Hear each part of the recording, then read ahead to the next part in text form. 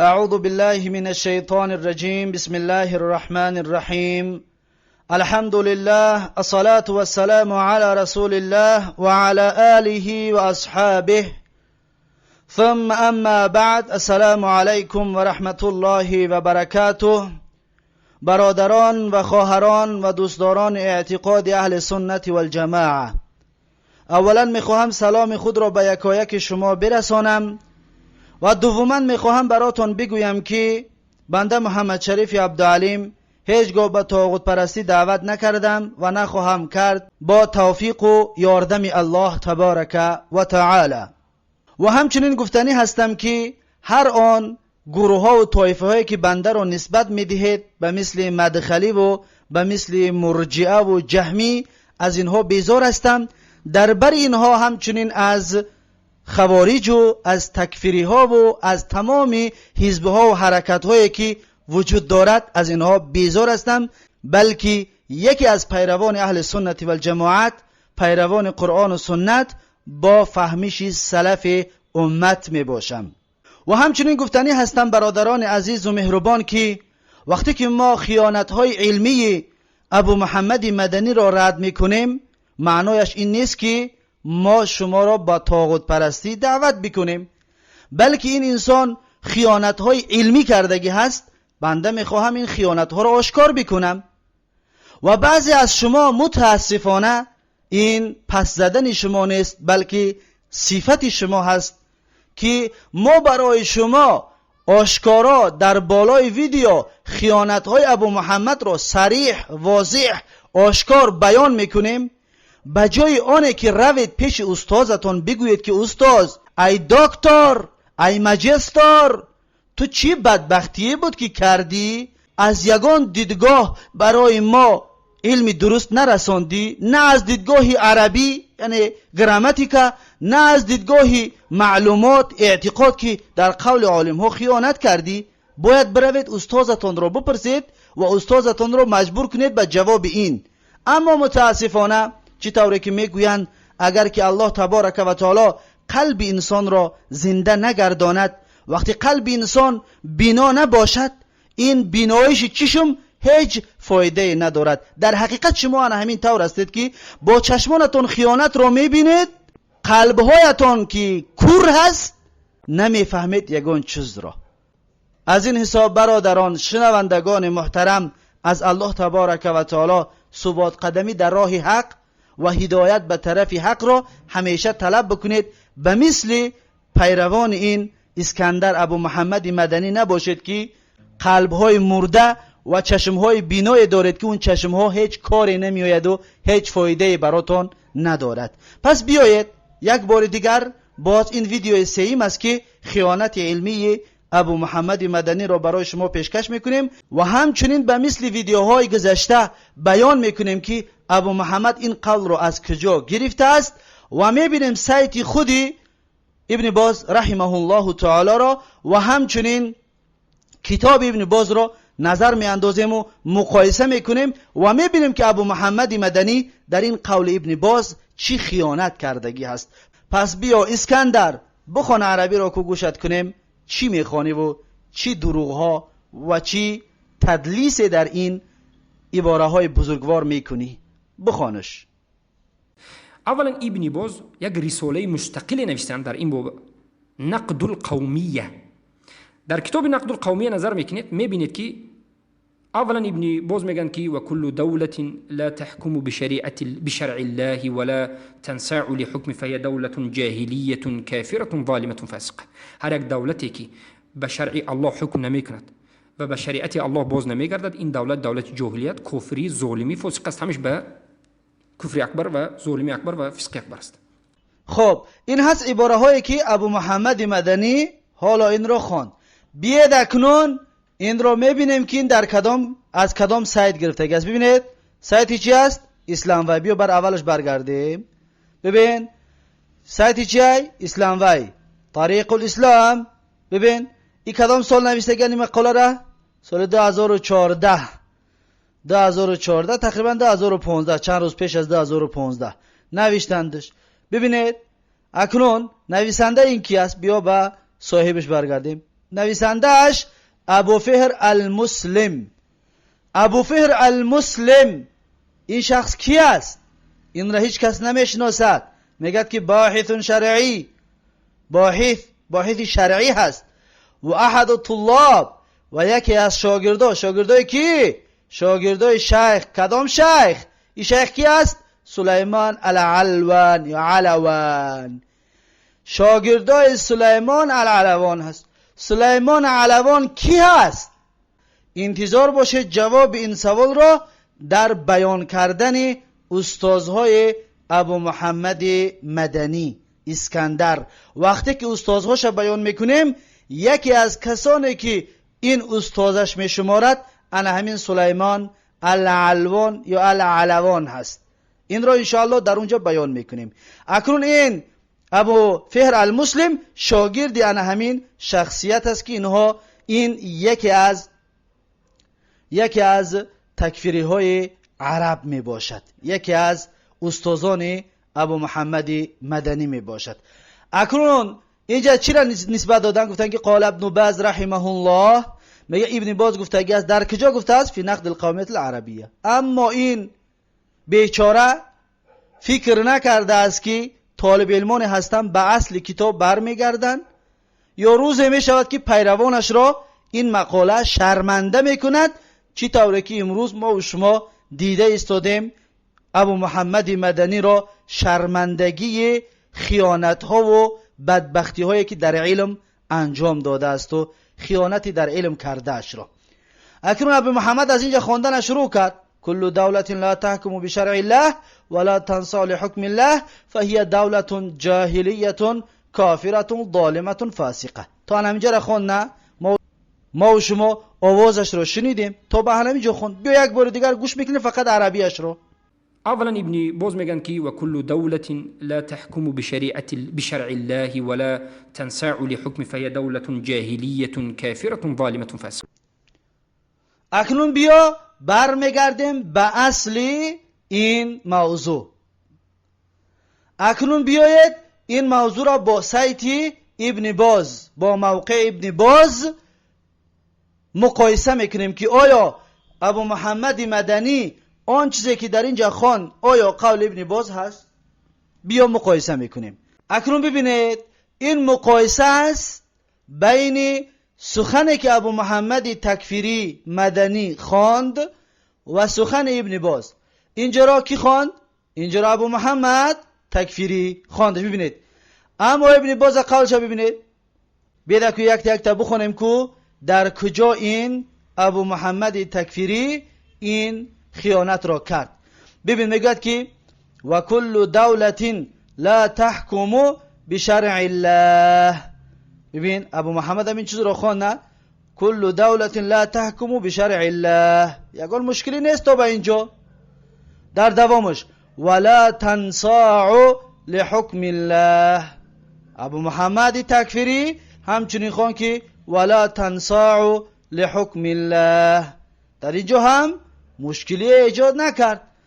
اکنون قول ابن باز ببینید بعد این با چی سر می شود؟ ولا ترضاه فهیه.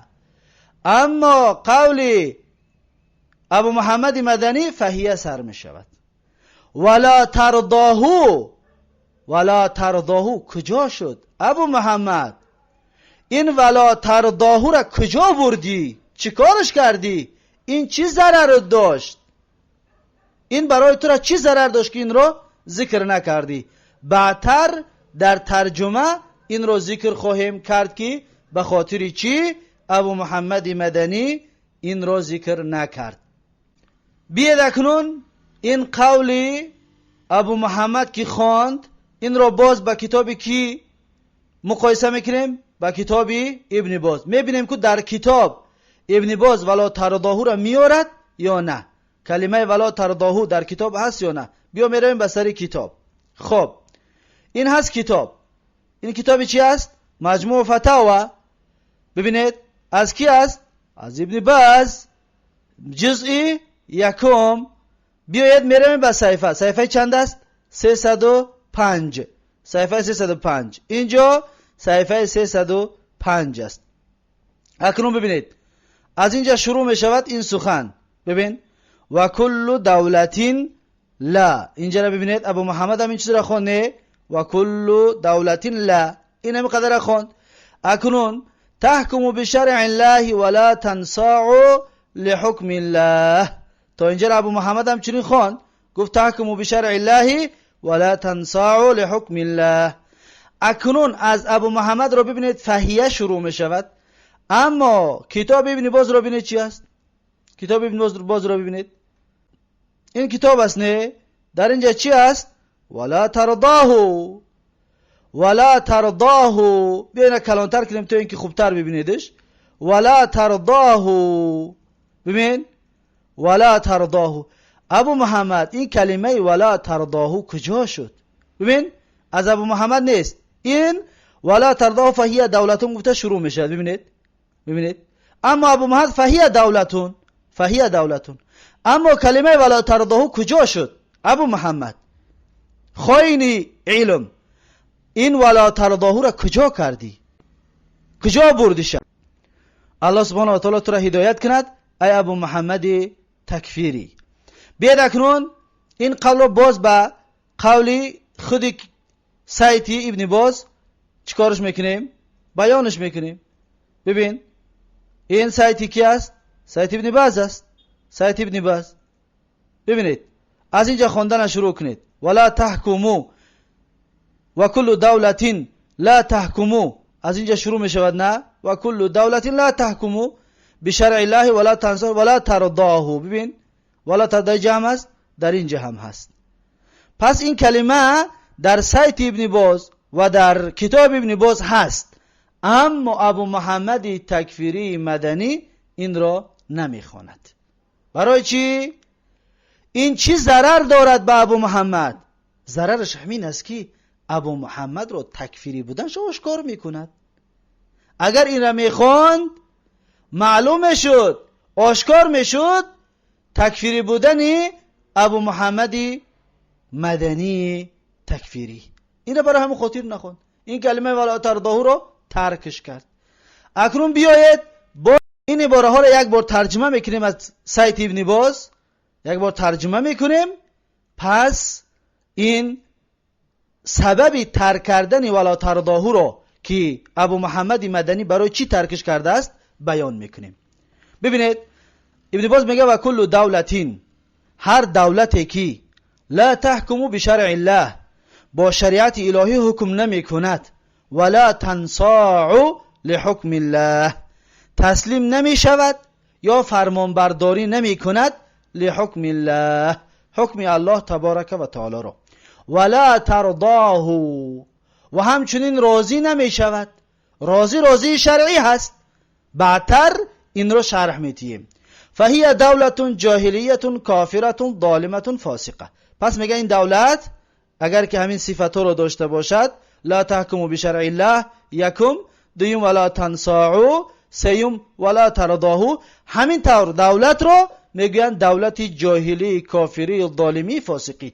این قولی کی است؟ ابن باز. لیکن کلمه ولا ترضاه رول کلان بازی میکند در فرق بین اعتقاد اهل سنت و الجماعت و فرق بین اعتقاد تکفیری ها. بیاید اکنون برمیگردیم به کتاب کشف الشبهات شیخ ابن باز رحمه الله که در اونجا چی میگوید، چی تاکید میکند. بیا برمیگردیم به این کتاب تا اینکه ولا ترضاه معناش آشکار شود. خب این هست کتاب شرح کشف الشبهات. ببین این شرح هست کی است؟ ابن باز. کتابی چرا شرح داده است؟ کشف الشبهات. بیاید برویم به صفحه 75. ببین 75 در اول صفحه 75 ای تکفیری ها، ابن باز رحمه الله شما را یه ردیه خوشرو میتید، میگه مادام لم یستحلها فهو کفر دون کفر. اگر که میگه یک انسان حکم بغیر ما انزل الله را حلال نداند، پس این کفر دون کفر است. کفر دون کفر. قول ابن عباس شما را قبول ندارید؟ قول ابن عباس میگه کفر دون کفر، یعنی انسان انجام دهندهش کافر نمی شود اگر که حلالش نداند. فاین استحلها، اگر به حکم بغیر ما انزل الله را حلال بداند، فهو کفر اکبر. پس در این صورت کفر اکبر می شود که از دین بیرون میکند انسان اعتقاد کنندش. این اعتقاد اهل سنت و الجماعت است.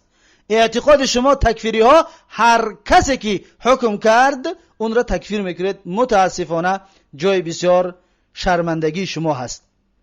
اکنون ببینید در دوام سخنها سوال، در اینجا سوال هست، میگوید که از ابن باز سوالش میکنن. ابن باز را میپرسن که مستحل الحکم بغیر، اینجا سوال هست، شیخ را سوال میکنن، میگن که مستحل الحکم بغیر ما انزل الله هل یعتبر طاغوت؟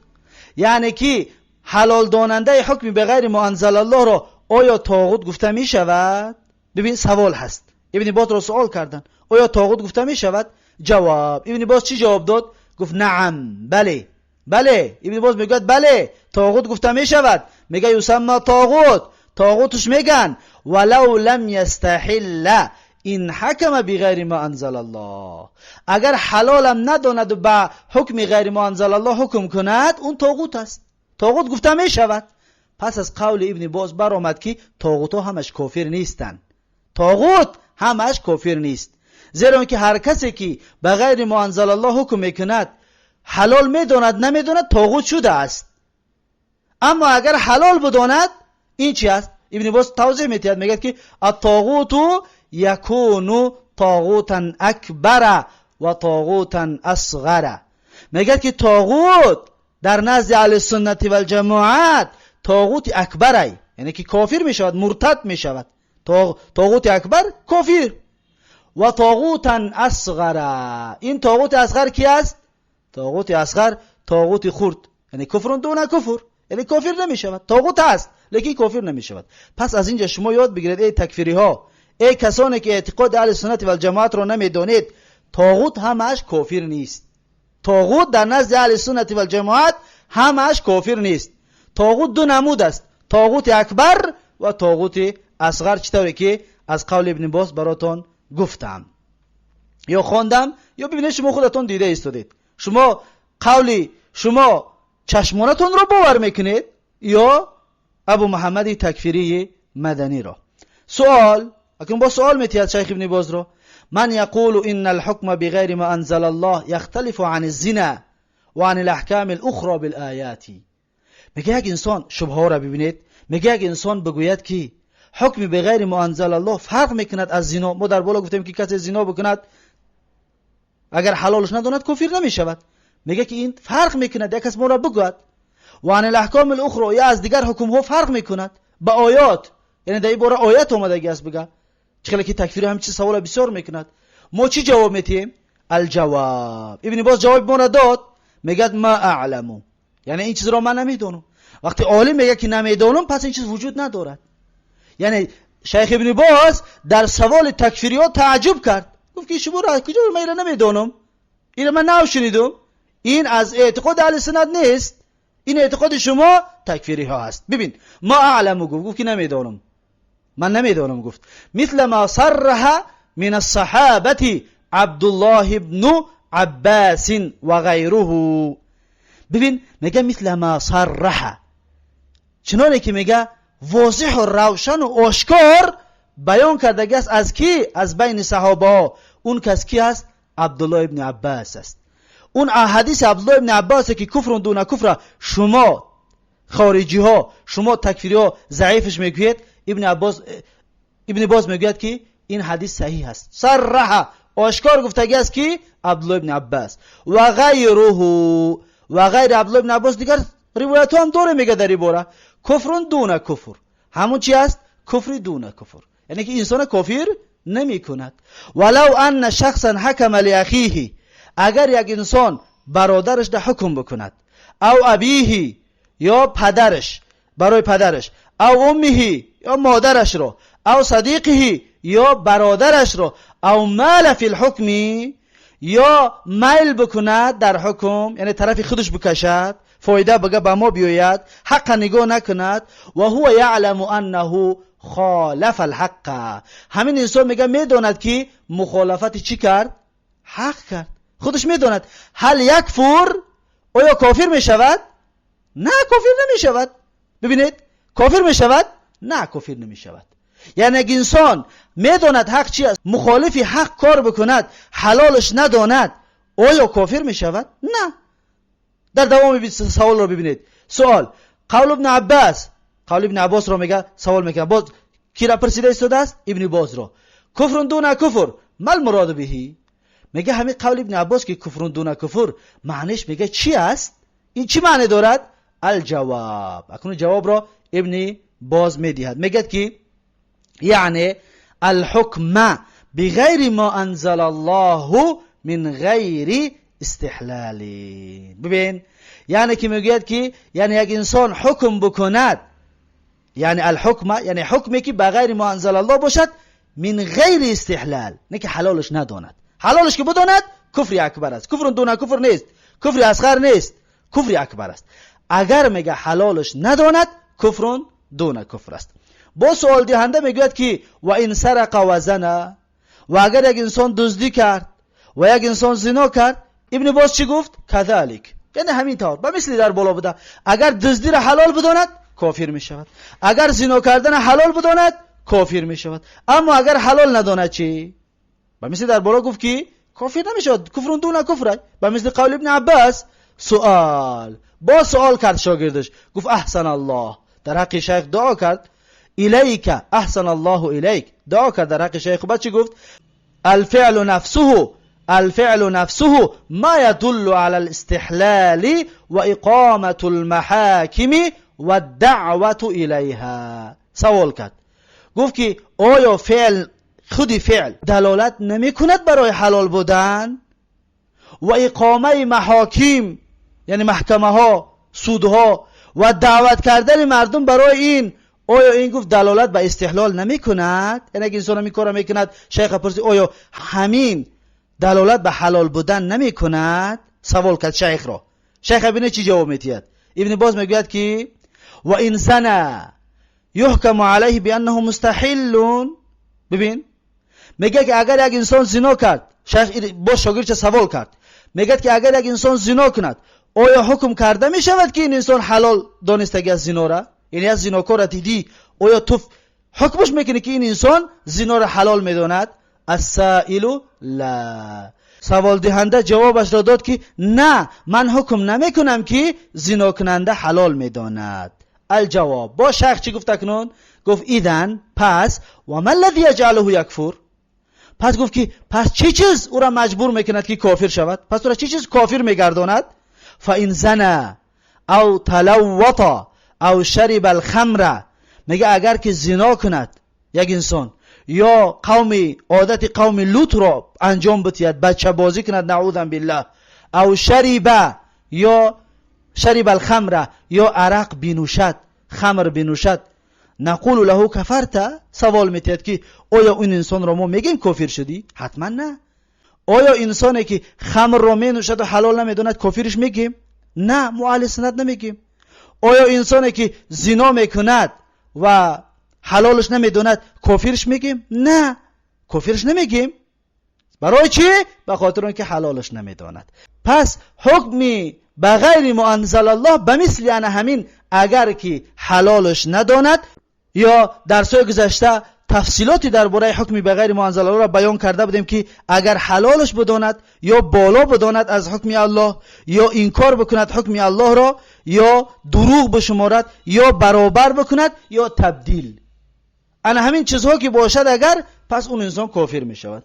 اگر که استبدال و تقنین التشریع العام باشد اگر، در این صورت کافر نمی شود. این هست اعتقاد اهل سنت و الجماعت و این هست اعتقاد شیخ ابن باز رحمه الله تعالی، چطوری که در ویدیوهای گذشته خیانت های ابو محمد مدنی این قول ها را ذکر کرده بودیم، اگر هرچند که مختصرم باشد.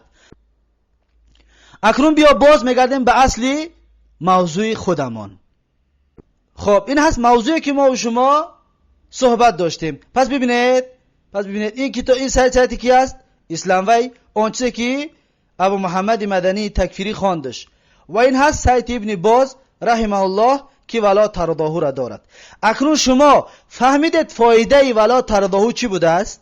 ولا ترضاه یعنی که راضی نباشد، یعنی که اگر حلال بداند، فایده اش رو دیدید؟ یعنی راضی شرعی. وقتی که راضی شرعی که میگوییم، پس استحلال و تفضیل و تکذیب و مساوات و تبدیل و اینها که بود، اینها را بیاتون بیاره. انا همینها که باشد اگر، پس صاحبش کافر می شود. برای انا همون خاطر ابو محمد مدنی این کلمه ولا ترضاه را بجا کرد که موافق اعتقادش نیست، مخالف به اعتقادش می باشد. و انا همین کلمه ولا ترضاه فرق میکند بین اعتقاد اهل سنت و الجماعت و اعتقاد تکفیری ها. همین را اگر بگیری اعتقاد تکفیری ها می شود، همین را اگر بمونه اعتقاد اهل سنت و الجماعت می شود. اکنون فهمیدید فایده ولا ترضاه چی بوده است؟ ابو محمدی خائن را فهمیدید که به خاطر چی این کلمه ولا ترضاه را گرفته بوده است؟ به خاطر نه همین، تا اینکه شما را تکفیر کند، تا اینکه شما را کافر حکم کند، تا اینکه شما را عذر نتید، تا اینکه شما را دیگه تفصیلات نتید، بگه خلاص شما کافر هستید، بروید خلاص کافر هستید. برای همون خاطر همین کلمه ولا ترضاه را گرفته است. الله سبحانه و تعالی یک و یک ما و شما را هدایت کند به راه اهدنا الصراط المستقیم. پس این بود سوم ویدیو درباره خیانت علمی اسکندر ابو محمد تکفیری. و با همین این ویدیو را به پایان میرسونیم و در آخر گفتنی هستم برادران و خواهران و دوستداران اعتقاد اهل سنت و الجماعت، دیدید اکنون این تکفیری ها چی خیانت های در اعتقاد و در کتاب ها و در قول عالم ها میکرده یند؟ این فقط از یک ردیه که ابو محمد تکفیری مدنی ما را داد، فقط از همون یک ردیه هست. حالا ما اون صدها و هزارها ویدیوهای چند ساعته و نیم ساعته و چند دقیقه کرده گذاشته است، اونها را ما تفتیش نکردیم، اونها را زیری ذره‌بینی اعتقاد اهل سنت ها قرار ندادیم. فقط همین قدر کمبودی ها، خیانت های علمیه که ابو محمد کرده است در یک ویدیویی که ما را ردیه دادگی هست، با گفتی خودش اکنون ردیه هست، ان همون ویدیو هست. خلاص حال ما دیگر ویدیوشان چقشیدگی نیستیم، حال ما دیگر ویدیوشا زیر تحقیق قرار دادگی نیستیم. ابو محمد از الله بترس، مردم گمراه نکن.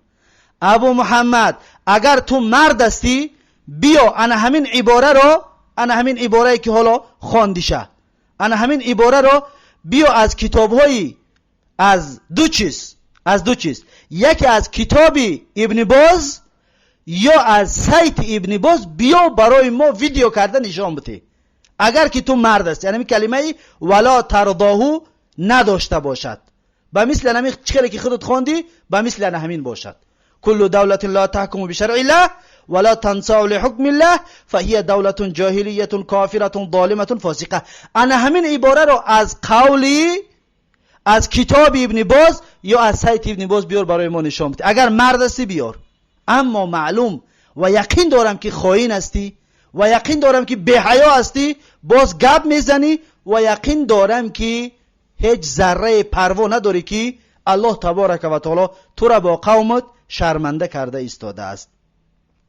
و همچنین در آخر یک سخن دیگر را بیان کردنی هستم که الله سبحانه و تعالی ما اهل سنت و الجماعت را ثابت قدم و استوار در راه و در اعتقادمان قرار بدهد و الله تبارک و تعالی طایفه های گمراه و گمراه کننده را اگر که لایق و سزاوار هدایت باشند هدایت چون فرماید، اگر لایق و سزاوار هدایت نباشند الله تبارک و تعالی زودتر از بین ما بردارشان و زودتر اعتقادات خبیث اینها را آشکار بکند، چطوری که حالا ما یک تاش را شروع کرده هستیم از آشکار کردن اعتقادهایش. بارک الله فیکم و جزاکم الله خیرا. تا ویدیوی آینده که چهارم ویدیوی درباره خیانت علمی اسکندر تکفیری، تا اون وقت شما را به الله تبارک و تعالی میسپارم. هر کجایی که باشید سربلند و موفق باشید. الله یار و مددگارتان. السلام علیکم و رحمت الله و برکاته.